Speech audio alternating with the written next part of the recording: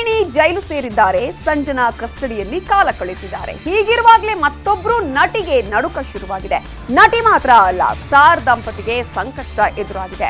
ನಟಿ ಐಂದ್ರಿತಾ ರೇ ಜೊತೆ ಅವರ ಪತಿ ನಟ ದಿಗಂತ್ಗೂ ಸಿಸಿಬಿ ಬುಲಾವ್ ಕೊಟ್ಟಿದೆ. And I want to thank Mr. Sheikh Fazil for inviting me.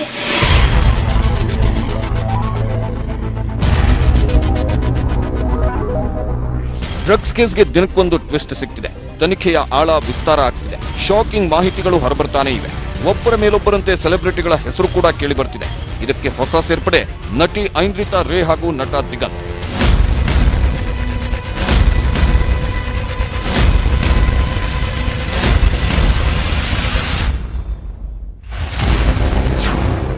Star ದಂಪತಿಗೆ ಸಿಸಿಬಿ ನೋಟಿಸ್. ಪಾರಿಜಾತ ದಂಪತಿಗೆ ಯಾಕೆ ನೋಟಿಸ್? ಡ್ರಗ್ಸ್ ಕೇಸ್ನಲ್ಲಿ ಇವರ ಹೆಸರು ಇದೆಯಾ? ನಾಳೆ ಬೆಳಗ್ಗೆ 11 ಗಂಟೆಗೆ ವಿಚಾರಣೆಗೆ ಬರುವಂತೆ ಸಿಸಿಬಿ ದಿಗಂತ್ ಹಾಗೂ ಐಂದ್ರಿತಾಗೆ ನೋಟಿಸ್ ಜಾರಿ ಮಾಡಿದೆ. ಸ್ಟಾರ್ ದಂಪತಿಗೆ ಸಿಸಿಬಿ ನೋಟಿಸ್ ಕೊಟ್ಟಿರೋದು ಯಾಕೆ? ಅದರ ಸುಳಿವು ಸಿಗಬೇಕಾದ್ರೆ ಈ ವಿಡಿಯೋ ನೋಡಿ. Amrita Ray, and I'm coming to Sri Lanka to the largest and coolest casino, the Bally's Casino in Colombo, to celebrate the beautiful Eid with all of you on the 8th of September. And I want to thank Mr. Sheikh Fazil for inviting me and Bally's Casino for having me. Drug ಕೇಸ್ನಲ್ಲಿ ಕೇಳಿ ಬರ್ತಿರೋ ಕೊಲಂಬೋದ ಬಾಲಿಸ್ casino ಪಾರ್ಟಿಗೆ ಐಂದ್ರಿತಾ ಜನರನ್ನು ಆಹ್ವಾನ ಮಾಡಿರೋ video viral ಆಗಿದೆ.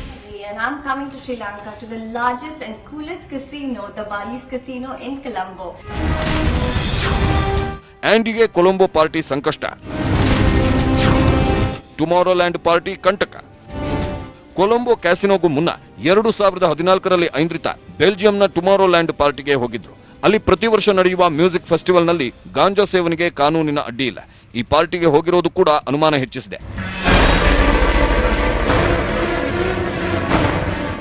ಇವಿಷ್ಟೇ ಅಲ್ಲ, ಲೋಕಲ್ನಲ್ಲಿ ವೈಭವ್ ಜೈನ್ ಮತ್ತು ವೀರೇನ್ ಖನ್ನಾ ಆಯೋಜನೆ ಮಾಡಿದ್ದ ಪಾರ್ಟಿಗಳಲ್ಲೂ ಆಂಡಿ ಭಾಗಿಯಾಗಿದ್ದ ಬಗ್ಗೆ ಸಿಸಿಬಿಗೆ ಅನುಮಾನವಿದೆ. ಅಲ್ಲದೆ ಡ್ರಗ್ ಕೇಸ್ನಲ್ಲಿ ಈಗಾಗಲೇ ಅರೆಸ್ಟ್ ಆಗಿರುವ ಆರೋಪಿಗಳು ಹಲವು ಪಾರ್ಟಿಗಳಲ್ಲಿ ದಿಗಂತ್ ಹಾಗೂ ಐಂದ್ರಿತಾ ಭಾಗಿಯಾಗ್ತಿದ್ರು ಅಂತ ಹೇಳಿದ್ದಾರಂತೆ.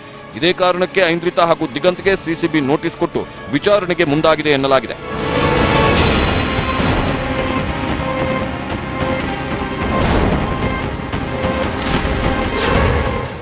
A1 ಆರೋಪಿ ಜೊತೆಗಿತ್ತ ಆಂಡಿ ಆತ್ಮೀಯತೆ.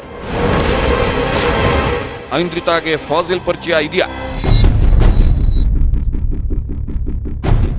ಸಿಸಿಬಿ ತನಿಖೆ ಮಾಡ್ತಿರೋ ಡ್ರಗ್ಸ್ ಕೇಸ್ನ A1 ಆರೋಪಿ ಶಿವಪ್ರಕಾಶ್. ಈತನ ಜೊತೆ ಐಂದ್ರಿತಾ ಆತ್ಮೀಯವಾಗಿ ಕಾಣಿಸಿಕೊಂಡಿರೋ ಫೋಟೋ ಬಹಿರಂಗವಾಗಿದೆ.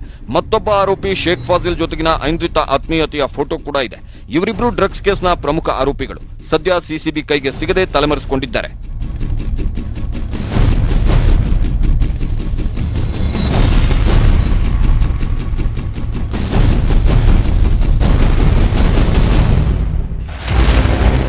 ಅಂದಹಾಗೆ ಐಂದ್ರಿತಾಗೆ ಫಾಜಿಲ್ ಪರಿಚಯ ಆಗಿದ್ದು 2017ರಲ್ಲಿ ಅಂತ ಹೇಳಲಾಗ್ತಿದೆ.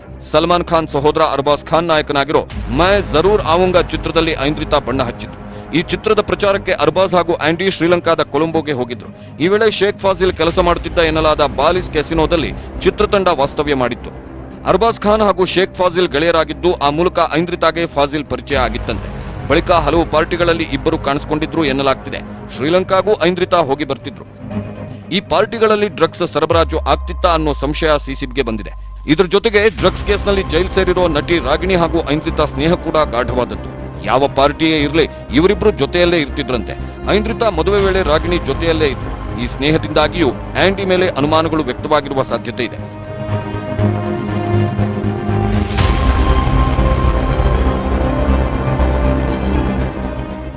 ಈ ಮಧ್ಯೆ ಸಿಸಿಬಿ ವಿಚಾರಣೆಗೆ ನಾಳೆ ಹಾಜರಾಗ್ತೀವಿ, ತನಿಖೆಗೆ ಎಲ್ಲಾ ರೀತಿಯ ಸಹಕಾರ ನೀಡ್ತೀವಿ ಅಂತ ದಿಗಂತ್ ಹಾಗೂ ಐಂದ್ರಿತಾ ಟ್ವೀಟ್ ಮಾಡಿ ಸ್ಪಷ್ಟಪಡಿಸಿದ್ದಾರೆ.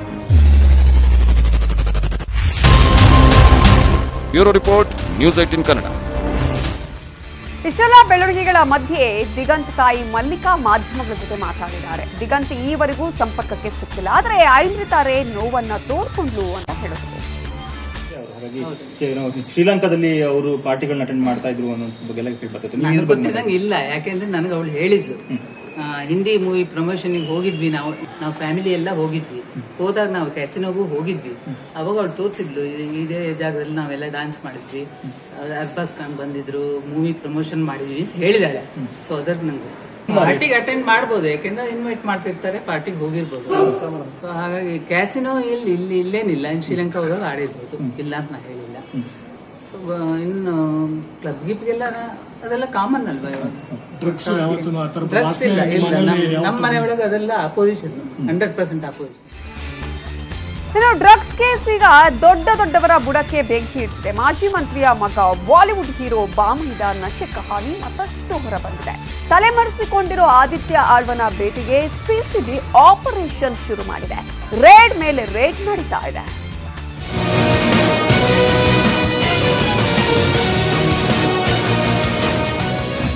ಪರಾರಿಯಾದನ ಆದಿತ್ಯ ಆಳ್ವ ಮನೆ ರೆಸಾರ್ಟ್ ಮೇಲೆ ಸಿಸಿಬಿ ದಾಳಿ.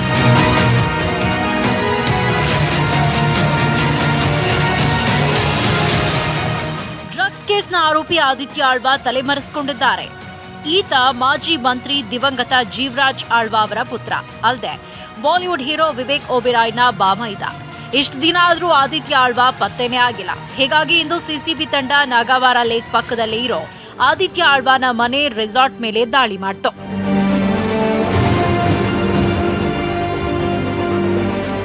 ಆದಿತ್ಯ ಆಳ್ವನ ಈ ಮನೆ 4 ಎಕರೆಯಲ್ಲಿರುವ ಐಷಾರಾಮಿ ಲೈಫ್ ಆಫ್ ಹೌಸ್. 10,000 ಚದರಡಿಯಲ್ಲಿರುವ ಈ ಐಷಾರಾಮಿ ವಿಲ್ಲಾವನ್ನ ಆದಿತ್ಯ ಮೋಜು ಮಸ್ತಿಗಾಗಿ ಬಳಸ್ತಾ ಇದ್ದ.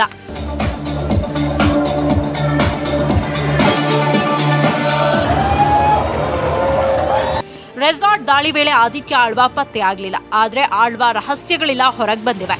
ಲಾಕ್ಡೌನ್ ವೇಳೆ ಈ ರೆಸಾರ್ಟ್ನಲ್ಲಿ ಹಲವು ಪಾರ್ಟಿಗಳು ನಡೆದಿರೋದು ಪರಿಶೀಲನೆ ವೇಳೆ ಬಯಲಾಗಿದೆ. ರೆಸಾರ್ಟ್ನ ಸ್ವಿಮ್ಮಿಂಗ್ ಪೂಲ್ ಬಳಿ ಪಾರ್ಟಿ ನಡೀತಾ ಇದ್ದು ಆ ಬಗ್ಗೆ ಕುರುಹುಗಳು ಪತ್ತೆಯಾಗಿವೆ ಎನ್ನಲಾಗ್ತಿದೆ. ಹೀಗಾಗಿ ರೆಸಾರ್ಟ್ನಲ್ಲಿದ್ದ ಮ್ಯಾನೇಜರ್, ಕೆಲಸದವರು, ಸೆಕ್ಯೂರಿಟಿಯವರು ಸೇರಿ ಎಲ್ಲರನ್ನೂ ಡ್ರಿಲ್ ಮಾಡಿದೆ ಸಿಸಿಬಿ. ಆಳ್ವಾನ ರೂಮ್ನಲ್ಲಿದ್ದ ಕಂಪ್ಯೂಟರ್, ಲ್ಯಾಪ್ಟಾಪ್, ಸಿಸಿಟಿವಿ, ಡಿವಿಆರ್ ಸೇರಿದಂತೆ ಒಂದಷ್ಟು ದಾಖಲೆಗಳನ್ನು ವಶಪಡಿಸಿಕೊಂಡಿದ್ದಾರೆ ಎನ್ನಲಾಗ್ತಿದೆ. ರೆಸಾರ್ಟ್ ಮ್ಯಾನೇಜರ್ ಅನ್ನ ಸಿಸಿಬಿ ಕಚೇರಿಗೆ ಕರ್ಕೊಂಡು ಬಂದು ಹೆಚ್ಚಿನ ವಿಚಾರಣೆ ಕೂಡ ಮಾಡಿದ್ದಾರೆ.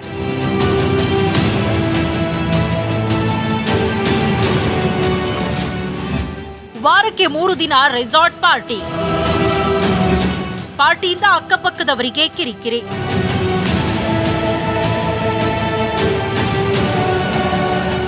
ಆದಿತ್ಯ ಆಳ್ವನ ರೆಸಾರ್ಟ್ನಲ್ಲಿ ವಾರಕ್ಕೆ 2-3 ಪಾರ್ಟಿ ನಡೆಯೋದು ಫಿಕ್ಸ್ ಅಂತೆ. ಈ ಬಗ್ಗೆ ಅಕ್ಕಪಕ್ಕದ ಜನ ಮಾಹಿತಿ ನೀಡಿದ್ದು, ಪಾರ್ಟಿಗಳಿಗೆ ದೊಡ್ಡ ಕಾರ್ಗಳು ಬರ್ತಿದ್ವು. ರಾತ್ರಿ ಇಡೀ ಪಾರ್ಟಿಯ ಸೌಂಡ್ ಜೋರಾಗಿ ಕೇಳಿಸ್ತಾ ಇತ್ತು. ಪೊಲೀಸರಿಗೆ ಮಾಹಿತಿ ಕೊಟ್ಟರು ಏನೂ ಪ್ರಯೋಜನ ಆಗಿಲ್ಲ ಅಂದಿದ್ದಾರೆ. ಆದ್ರೆ ಯಾರ್ಯಾರು ಬರ್ತಾ ಇದ್ರು ಅನ್ನೋದು ಇವರಿಗೆ ಗೊತ್ತಾಗ್ತಿರ್ಲಿಲ್ಲ. ದೊಡ್ಡವರನ್ನ ಎದುರು ಹಾಕೊಂಡ್ರೆ ನಮ್ಗೆ ಪ್ರಾಬ್ಲಮ್ ಅಂತ ಅಸಹಾಯಕತೆ ವ್ಯಕ್ತಪಡಿಸಿದ್ದಾರೆ. ಫೋನ್ ಮಾಡ್ತಾ ಇದ್ರು, ನಿದ್ದೆ ಕೂಡ ಬರ್ತಾ ಇರಲಿಲ್ಲ ಮನೆಗಳಲ್ಲಿ. ಎಷ್ಟು ಹೇಳಿದ್ರೂ ಕೇಳ್ತಾ ಇರಲಿಲ್ಲ. ಪೊಲೀಸರು ಅವಾಗ ಬಂದು ನೋಡ್ಕೊಂಡು ಹೋಗ್ತಾ ಇದ್ರು. ಅವ್ರು ಬಂದಾಗ ಮಾತ್ರ ಸೌಂಡ್ ಕಡಿಮೆ ಮಾಡ್ತಾರೆ, ಬಂದು ಹೋದ್ಮೇಲೆ ಮಾಮೂಲಿ ಸೌಂಡ್ ಜಾಸ್ತಿ ಮಾಡ್ತಾರೆ. ವಾರಕ್ಕೆ 2 ಸತಿ ಎಲ್ಲ ಬರ್ತಾರೆ. ಧಾರಾವಾಹಿ ಕೂಡ ನಡೀತಾ ಇತ್ತಲ್ಲ, ಇಲ್ಲಿ ಬರೀ ಸೌಂಡ್ ಮಾತ್ರ ಕೇಳಿಸ್ತಾ ಇತ್ತು. ಇಲ್ಲೆಲ್ಲ ಜನ ಇದ್ರು, ನಮ್ಮನ್ನು ಒಳಗಡೆ ಬಿಡ್ತಾ ಇರಲಿಲ್ಲ ಅವರು. ಶನಿವಾರ ಭಾನುವಾರ 2 ದಿವಸನೂ ನಡೀತಾ ಇತ್ತು. ಹಬ್ಬಗಳಾದರೆ 3 ದಿವಸ ನಡೀತಾ ಇತ್ತು. ಅಂದರೆ ರಾತ್ರಿ 1 ಗಂಟೆಯಲ್ಲಿ ಅಲ್ಲ 12 ಗಂಟೆಯಲ್ಲಿ ಆ ಥರ ನಡೀತಾ ಇತ್ತು. ಬೆಳಿಗ್ಗೆ 5 ಗಂಟೆ ತನಕ ನಡೀತಾ ಇತ್ತು. ಸೌಂಡ್ ಅಂದರೆ ಏನೋ ಪಾರ್ಟಿ ನಡೀತಾ ಇದೆ ಅಂತ ಅವಾಗಲೇ ನಮ್ಗೆ ಗೊತ್ತಾಗ್ತಾ ಇತ್ತು. ಇವತ್ತು 1-2 ದಿವಸ ಪಾರ್ಟಿ ಇದೆ, ಏನು ಯಾರಿಗೆ ಏನು ಎಲ್ಲಕ್ಕೆ ಹೋಗಬೇಡಿ ಮೇಡಮ್ ಅಂತ ಹೇಳ್ಬಿಟ್ಟು ಅವರು ನಮ್ಮನ್ನ ಸುಮ್ಮನೆ ಬಾಯಿ ಮುಚ್ಚಿಸ್ಬಿಟ್ಟು ಹೋಗ್ತಾ ಇದ್ರು. ಈ ಮಧ್ಯೆ ಆದಿತ್ಯ ಆಳ್ವ ಕೇಸ್ ದಾಖಲಾದ ಬಳಿಕ ಆತನ ಪಾಸ್ಪೋರ್ಟ್ ಹಾಗೂ ವೀಸಾ ಬ್ಲಾಕ್ ಮಾಡಿಲ್ಲ ಎನ್ನಲಾಗಿದೆ. ಹೀಗಾಗಿ ಆಳ್ವ ವಿದೇಶಕ್ಕೆ ಪರಾರಿಯಾಗಿರೋ ಶಂಕೆ ವ್ಯಕ್ತವಾಗಿದೆ.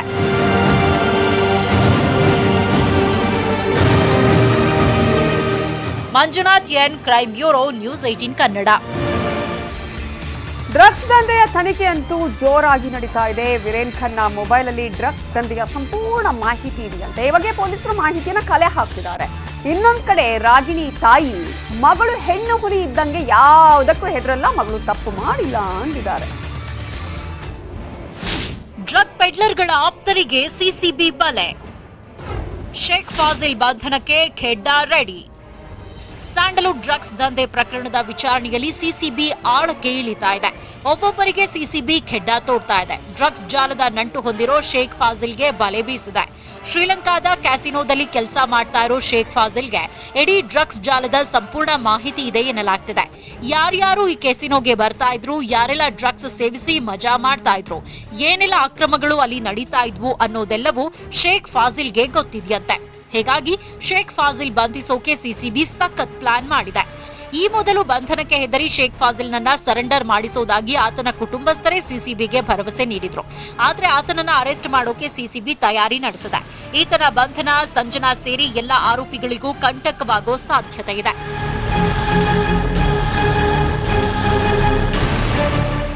ಮತ್ತೊಂದು ಕಡೆ ಬಂಧಿತ ಪೆಡ್ಲರ್ಗಳ ಆಪ್ತರಿಗೂ ಸಿಸಿಬಿ ಡ್ರಿಲ್ ಮಾಡ್ತಾ ಇದೆ. ಈಗಾಗಲೇ ಜೈಲು ಪಾಲಾಗಿರೋ ಆರೋಪಿಗಳ ಜೊತೆ ಕಾಣಿಸಿಕೊಂಡಿದ್ದ ಒಂದಷ್ಟು ಯುವತಿಯರನ್ನು ಸಿಸಿಬಿ ವಿಚಾರಣೆ ಮಾಡಿದೆ. ಪೆಡ್ಲರ್ಗಳ ಜೊತೆ ಸಂಪರ್ಕ ಇದ್ದ ಕಾರಣಕ್ಕೆ ಕೆಲ ಯುವತಿಯರನ್ನ ಸಿಸಿಬಿ ಕಚೇರಿಗೆ ಕರೆಸಿಕೊಂಡು ವಿಚಾರಣೆ ನಡೆಸಿದೆ.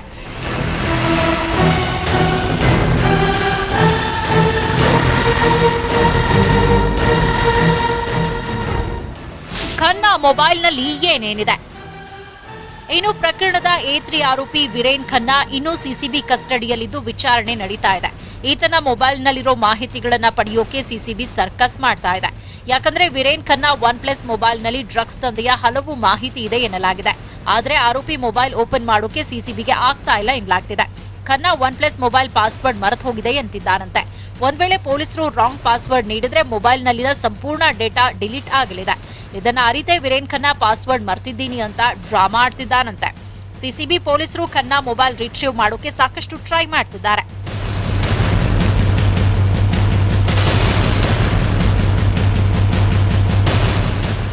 ಇನ್ನು ನಾಳೆಗೆ ಸಂಜನಾ ಕಸ್ಟಡಿ ಕೊನೆಯಾಗಲಿದೆ. ಮಹಿಳಾ ನಿಲಯದಲ್ಲಿ ಸಂಜನಾ ಒಂಟಿಯಾಗಿದ್ದಾರೆ. ಸಾಕ್ಷ್ಯ ನಾಶಪಡಿಸೋ ಸಾಧ್ಯತೆ ಇರೋದ್ರಿಂದ ಸಿಸಿಬಿ ಅಧಿಕಾರಿಗಳು ಸಂಜನಾ ಜೊತೆ ಇನ್ನೂ ಯಾರ್ಯಾರಿದ್ರು ಅನ್ನೋದನ್ನ ಪತ್ತೆ ಹಚ್ಚುತ್ತಾ ಇದ್ದಾರೆ. ಸಂಜೆ ಬಳಿಕ ಇನ್ಸ್ಪೆಕ್ಟರ್ ಅಂಜುಮಾಲಾ ಆ್ಯಂಡ್ ಟೀಮ್ ಸಂಜನಾರನ್ನ ವಿಚಾರಣೆಗೆ ಒಳಪಡಿಸಿದ್ದಾರೆ. ಜೈಲು ಪಂಜರದಲ್ಲಿ ರಾಗಿಣಿ ಕಣ್ಣೀರು. ಅತ್ತ ಪರಪ್ಪನ ಅಗ್ರಹಾರ ಸೇರಿರೋ ರಾಗಿಣಿ ಒಂದಿಡೀ ದಿನ ಕಳೆದಿದ್ದಾರೆ. ಜೈಲಿನ ಕೆಳ ಮಹಡಿಯ 2ನೇ ಕೊಠಡಿಯಲ್ಲಿರೋ ರಾಗಿಣಿ ಒಂಟಿಯಾಗಿ ಪಂಜರವಾಸ ಕಳೆದಿದ್ದಾರೆ. ಇದೇ ವೇಳೆ ತನಗೆ ವಿಪರೀತ ಬೆನ್ನೋವಿದೆ, ವೈದ್ಯರನ್ನ ಕರೆಸಿ ಅಂತ ಕಣ್ಣೀರಿಟ್ಟಿದ್ದಾರೆ.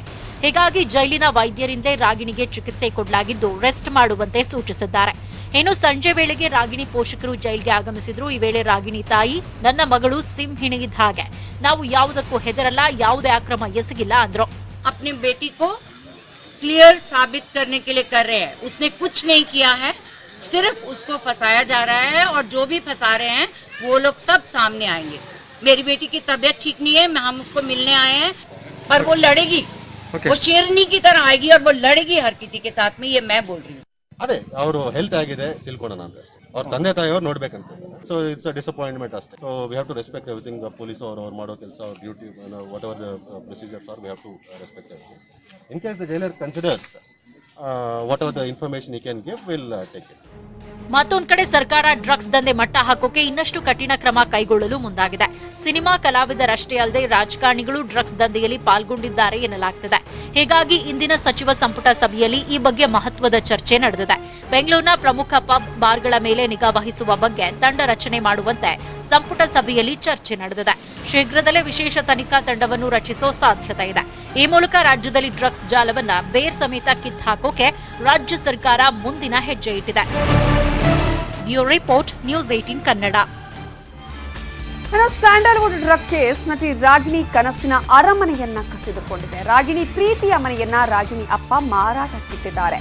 ನಟಿ ರಾಗಿಣಿ ಯಲಹಂಕದ ಜುಡಿಷಿಯಲ್ ಲೇಔಟ್ ಅಲ್ಲಿ ಕೋಟಿ ಹಣ ಕೊಟ್ಟು ಫ್ಲಾಟ್ ಅನ್ನ ಖರೀದಿಸಿದ್ರು. ಅನನ್ಯ ಅಪಾರ್ಟ್ಮೆಂಟ್ನ 2ನೇ ಮಹಡಿಯಲ್ಲಿರೋ ಫ್ಲಾಟ್ ಅಲ್ಲಿ 3 ವಿಶಾಲವಾದ ಬೆಡ್ರೂಮ್ ಇತ್ತು. ಲಕ್ಷ ವೆಚ್ಚದಲ್ಲಿ ಇಂಟೀರಿಯರ್ ಹಾಕಿಸಿ ತಮಗಿಷ್ಟದಂತೆ ಮಾಡಿಸಿಕೊಂಡಿದ್ರು. ಆದ್ರೆ ಈಗ ಮುಜುಗರದಿಂದ ತಪ್ಪಿಸಿಕೊಳ್ಳೋದಕ್ಕೆ ಆಸ್ತಿ ಮುಟ್ಟುಗೋಲು ಭಯದಿಂದ ರಾಗಿಣಿ ತಂದೆ ರಾಕೇಶ್ ದ್ವಿವೇದಿ 2 ಕೋಟಿ ರೂಪಾಯಿಗೆ ಫ್ಲಾಟ್ ಅನ್ನ ಮಾರಾಟಕ್ಕಿಟ್ಟಿದ್ದಾರೆ ಎನ್ನಲಾಗ್ತಿದೆ. ಮನೆ ಮಾರಾಟದ ದಾಖಲೆ ನ್ಯೂಸ್ 18 ಕನ್ನಡಕ್ಕೆ ಲಭ್ಯವಾಗಿದೆ. कि आप घर बेच रहे हैं, अरे हम बेचेंगे. अगर हमें अपनी लड़की को बचाने के लिए खुद को भी बेचना पड़े ना, तो हम बेचेंगे, अपने आप को भी बेचेंगे, लेकिन वो लड़की को क्लीन निकालेंगे हम. आप लोगों ने ये नहीं देखा कि वो लड़की ने कन्नड़ा इंडस्ट्री में रह के कन्नड़ा इंडस्ट्री के लिए या कन्नड़ी गाज के लिए कितना कुछ किया. वो अपने आप को आपका बच्चा मानती है. तो आप अगर जो कुछ मर्जी बोलिए, कोई फर्क नहीं पड़ता, बट हम कन्नड़ी. ನಮ್ಮ ಬೆಂಗಳೂರಲ್ಲಿ ಬೆಂಗಳೂರಿನ ಇನ್ನಷ್ಟು ಸುದ್ದಿಯನ್ನ ನೋಡೋಣ ಆಫ್ಟರ್ ಎ ಶಾರ್ಟ್ ಬ್ರೇಕ್. ಮುಂದುವರೆದಿದೆ. ಗಾಂಜಾ ಪೆಡ್ಲರ್ ಮೇಲೆ ಪೊಲೀಸರು ಶೂಟ್ಔಟ್ ಮಾಡಿದ್ದಾರೆ. ಪೊಲೀಸರ ಮೇಲೆ ಹಲ್ಲೆಗೆ ಪ್ರಯತ್ನಿಸಿರೋ ಆಯುಬ್ ಖಾನ್ ಅಲಿಯಾಸ್ ಇಸ್ಮಾಯಿಲ್ ಅನ್ನುವಾತನ ಕಾಲಿಗೆ ಅತ್ತಿಬೆಲೆ ಇನ್ಸ್ಪೆಕ್ಟರ್ ಸತೀಶ್ ಫೈರ್ ಮಾಡಿದ್ದಾರೆ. ಈತ NDPS ಪ್ರಕರಣಗಳಲ್ಲಿ ಭಾಗಿಯಾಗಿದ್ದ. ಅತ್ತಿಬೆಲೆಗೆ ಸಮೀಪದ ಬಿದರಗುಪ್ಪೆ ಬಳಿ ಮಾಲು ಸಮೇತ ಆರೋಪಿ ಸಾಕ್ತಾ ಇದ್ದ ಸಂದರ್ಭದಲ್ಲಿ ಪೊಲೀಸರು ದಾಳಿ ಮಾಡಿದ್ರು. ಈ ವೇಳೆ ಸರ್ಜಾಪುರ ಎಸ್ಐ ಹಾಗೂ ಅತ್ತಿಬೆಲೆ ಎಸ್ಐ ಮೇಲೆ ಹಲ್ಲೆ ಮಾಡಿದ್ದಾನೆ. ತಕ್ಷಣವೇ ಅತ್ತಿಬೆಲೆ ಇನ್ಸ್ಪೆಕ್ಟರ್ ಕಾಲಿಗೆ ಗುಂಡು ಹೊಡೆದು ಬಂಧಿಸಿದ್ರು. ಆರೋಪಿಯಿಂದ 7 ಕೆಜಿ ಗಾಂಜಾವನ್ನ ವಶಪಡಿಸಿಕೊಳ್ಳಲಾಗಿದೆ. ಆನ್ಲೈನ್ ಅಲ್ಲಿ ಕ್ಲಾಸ್ ಅನ್ನೇ ಕಾಮುಕ ಶಿಕ್ಷಕರಿಬ್ಬರು ದುರ್ಬಳಕೆ ಮಾಡಿಕೊಂಡಿದ್ದಾರೆ. ಯಾವ ರೀತಿಯಾಗಿ ಈಗ ಆನ್ಲೈನ್ ಕ್ಲಾಸ್ ಅನ್ನ ಬಳಕೆ ಮಾಡಿಕೊಳ್ತಿದ್ದಾರೆ ಅನ್ನೋದನ್ನ ನೀವೇ ನೋಡಿ. ಬೆಂಗಳೂರು ಬಳಿಯ ಹೊಸಕೋಟೆ ತಾಲೂಕಿನ ಕರ್ನಾಟಕ ಪಬ್ಲಿಕ್ ಶಾಲೆಯ ಇಬ್ಬರು ಶಿಕ್ಷಕರು 10ನೇ ತರಗತಿಯ 17 ವರ್ಷದ ಅಪ್ರಾಪ್ತ ಮೇಲೆ ಲೈಂಗಿಕ ದೌರ್ಜನ್ಯ ಮಾಡಿರುವ ಆರೋಪವನ್ನ ಕೇಳಿ ಬರ್ತಾ ಇದೆ. ಆರೋಪಿ ಶಿಕ್ಷಕರಾದ ಗಂಗರಾಜು ಹಾಗೂ ಮಲ್ಲಿಕಾರ್ಜುನ್ ಅನ್ನೋರು ಲೈಂಗಿಕ ದೌರ್ಜನ್ಯ ಮಾಡಿದ್ದಾರೆ ಅಂತ ಬಾಲಕಿಯ ಕುಟುಂಬಸ್ಥರು ದೂರನ್ನ ದಾಖಲಿಸಿದ್ದಾರೆ. ಬಾಲಕಿಯ ಮೊಬೈಲ್ಗೆ ವಾಟ್ಸ್ಆಪ್ ಮೆಸೇಜ್ ಕಳುಹಿಸ್ತಾ ಇದ್ದ ಶಿಕ್ಷಕರು ಬಾಲಕಿಯ ದೇಹದ ಅಂಗಾಂಗದ ಕುರಿತು ಅಶ್ಲೀಲ ಸಂದೇಶ ಕಳುಹಿಸಿದ್ದಾರೆ. ಶಿಕ್ಷಕ ಗಂಗರಾಜು ಬಾಲಕಿಯನ್ನು ಲೈಂಗಿಕವಾಗಿ ಬೆಳೆಸಿಕೊಂಡು ಯಾರಿಗೂ ಹೇಳದಂತೆ ಬೆದರಿಕೆ ಕೂಡ ಹಾಕಿರುವುದಕ್ಕೆ ವಾಟ್ಸ್ಆಪ್ನಲ್ಲಿ ಸಾಕ್ಷಿ ಸಿಕ್ಕಿದೆ. ಕಳೆದ ತಿಂಗಳ ಆಗಸ್ಟ್ 3ರಂದೇ ಬಾಲಕಿ ಪೋಷಕರು ಶಾಲಾ ಆಡಳಿತ ಮಂಡಳಿಗೆ ದೂರು ಕೊಟ್ಟರು. ಶಿಕ್ಷಕರ ವಿರುದ್ಧ ಕ್ರಮ ಕೈಗೊಂಡಿಲ್ಲ. ಹೀಗಾಗಿ ಪೋಷಕರು ಕಾಮುಕ ಶಿಕ್ಷಕರ ವಿರುದ್ಧ ಪೊಲೀಸ್ ಠಾಣೆಗೆ ದೂರು ಕೊಟ್ಟು ಕ್ರಮಕ್ಕೆ ಆಗ್ರಹಿಸಿದ್ದಾರೆ. ಅವ್ರಿಗೂ ಕೂಡ ಇದೇ ವಯಸ್ಸಿನ ಮಕ್ಕಳು ಇಬ್ಬರು ಮಕ್ಕಳಿದ್ದಾರೆ. ಅವ್ರಿಗೆ ಈ ತರ ಕೆಟ್ಟದಾಗಿ ಆ ಹುಡುಗಿ ಹತ್ರ ನಡ್ಕೊಂಡು ಹೋಗ ಅವ್ರ ಮಕ್ಕಳು ನೆನಪಾಗ್ಲಿಲ್ವಾ? ನಮ್ಗೆ ಅದೇ ನೋವಿದೆ. ನೀವು ಅವ್ರಿಗೂ 2 ಮಕ್ಕಳಿದಾರಲ್ಲ, ಯಾಕೆ ಇವರು ಈ ತರ ಇದ್ ಮಾಡ್ತಿದ್ದಾರೆ? ನಮ್ಮ ಮಗುಗೆ ಆಗಿರೋ ಅನ್ಯಾಯ ಬೇರೆ ಯಾವುದೇ ಹೆಣ್ಣು ಮಕ್ಳಿಗೆ ಆಗ್ಬಾರ್ದು. ಇವತ್ತಿಂದಲೇ ನಾವು ಎಷ್ಟು ನೋವು ತಿಂತಾ ಇದೀವಿ ಅನ್ನೋದು ನಮಗ್ ಗೊತ್ತು. ಇದೇ ತರ ಸಾಕಷ್ಟು ತಂದೆ ತಾಯಿಗಳು ಇದನ್ನ ನೋವು ತಿಂತಾ ಇರ್ತಾರೆ. ಆದ್ರೆ ಇದಕ್ಕೆ ನ್ಯಾಯ ಫಲಿಸಬೇಕು ಅಂತಂದ್ರೆ ಈ ಮಾಧ್ಯಮದ ಮುಖಾಂತರ ನಾನು ಕೇಳ್ಕೊಳ್ತಾ ಇರೋದು ಇಷ್ಟೇ, ಬೇರೆ ಯಾವುದೇ ಹೆಣ್ಮಕ್ಳಿಗೂ ಈ ತರ ಕ್ಲಾಸ್ ಟೀಚರ್ಸ್ಗಳಿಂದ ತೊಂದರೆ ಆಗದೆ ತರ. ಬೆಂಗಳೂರಿನ ಇನ್ನಷ್ಟು ಸುದ್ದಿಯನ್ನ ನೋಡೋಣ. ಒಂದು ಚಿಕ್ಕ ಬ್ರೇಕ್ ಆದ್ಮೇಲೆ ಬಂಧಿಸಲಾಗಿದೆ. ಅಮಾಯಕರನ್ನ ಬಿಡುಗಡೆ ಮಾಡಬೇಕು ಅಂತ ಮುಸ್ಲಿಮರ ನಿಯೋಗ ಸಿಎಂ ಬಿಎಸ್ವೈ ಅವರನ್ನ ಭೇಟಿಯಾಗಿ ಮನವಿ ಸಲ್ಲಿಸಿದೆ. ಗೃಹ ಕಚೇರಿ ಕೃಷ್ಣಾದಲ್ಲಿ ಸಿಎಂ ಬಿಎಸ್ವೈ ಅವರನ್ನ ಭೇಟಿಯಾಗಿ ಚರ್ಚೆ ಮಾಡಿದ್ರು. ಅಲ್ಲದೆ ಸೋಷಿಯಲ್ ಮೀಡಿಯಾಗಳಲ್ಲಿ ಅವಹೇಳನಕಾರಿ ಪೋಸ್ಟ್ ಹಾಕುವವರ ವಿರುದ್ಧವೂ ಕಠಿಣ ಕ್ರಮ ಕೈಗೊಳ್ಳಬೇಕು ಅಂತಾನು ಮನವಿ ಮಾಡಿದ್ರು. ಇತ್ತ ಗಲಭೆಯ ಪ್ರಮುಖ ಆರೋಪಿಗಳು ಇನ್ನೂ ಪತ್ತೆಯಾಗಿಲ್ಲ ಅಂತ ಸಿಸಿಬಿ ಮೂಲಗಳಿಂದ ತಿಳಿದು ಬಂದಿದೆ. ಇದುವರೆಗೂ 387 ಮಂದಿಯನ್ನ ಅರೆಸ್ಟ್ ಮಾಡಲಾಗಿದೆ. ಪ್ರಮುಖ 45 ಮಂದಿ ಆರೋಪಿಗಳು ಇನ್ನೂ ತಲೆಮರೆಸಿಕೊಂಡಿದ್ದಾರೆ. ಒಂದೆಡೆ ಡ್ರಗ್ ಕೇಸಲ್ಲಿ ಬ್ಯುಸಿ ಆಗಿರೋ ಸಿಸಿಬಿ ಇನ್ನೊಂದು ಕಡೆ ಗಲಭೆಕೋರರನ್ನ ತಲಾಶ್ ಮಾಡ್ತಿದೆ. ಬೆಂಗಳೂರಲ್ಲಿ ಕೊರೋನಾ ಸೋಂಕಿತರ ಸಂಖ್ಯೆ ಮತ್ತೆ 3,000 ಗಡಿ ದಾಟಿದೆ. ಇವತ್ತು ಬೆಂಗಳೂರಲ್ಲಿ 3,084 ಹೊಸ ಪಾಸಿಟಿವ್ ಪ್ರಕರಣಗಳು ದೃಢಪಟ್ಟಿದೆ. ಕೊರೋನಾದಿಂದ ನಗರದಲ್ಲಿ ಇಂದು ಸಾವನ್ನಪ್ಪಿರುವ ಸೋಂಕಿತರ ಸಂಖ್ಯೆ 41. ಒಟ್ಟು ಸಾವಿನ ಸಂಖ್ಯೆ ಈಗ 2,514ಕ್ಕೆ ಏರಿಕೆಯಾಗಿದೆ. ಇನ್ನೊಂದೆಡೆ ಕೊರೋನಾಗೆ ವಿಲ್ಸನ್ ಗಾರ್ಡನ್ ಠಾಣೆಯ ಇನ್ಸ್ಪೆಕ್ಟರ್ ಸಾವನ್ನಪ್ಪಿದ್ದಾರೆ. ಕಳೆದ 1 ವಾರದಿಂದ ಸೋಂಕಿನಿಂದ ಬಳಲ್ತಾ ಇದ್ದ 59 ವರ್ಷದ ಇನ್ಸ್ಪೆಕ್ಟರ್ ಇವತ್ತು ಮೃತಪಟ್ಟಿದ್ದಾರೆ. ಇನ್ಸ್ಪೆಕ್ಟರ್ ಸಾವಿಗೆ ಠಾಣೆ ಸಿಬ್ಬಂದಿ ಕಂಬನಿ ಮಿಡಿದರು. ಈ ಎಲ್ಲ ಸುದ್ದಿಯೊಂದಿಗೆ ಇವತ್ತಿನ ನಮ್ಮ ಬೆಂಗಳೂರನ್ನು ಮುಗಿಸ್ತಾ ಇದ್ದೀವಿ. ನೋಡ್ತಾ ಇರಿ ನ್ಯೂಸ್ 18 ಕನ್ನಡ. ಜಾಲ ನಮ್ಮದು, ಬಲ ನಿಮ್ಮದು.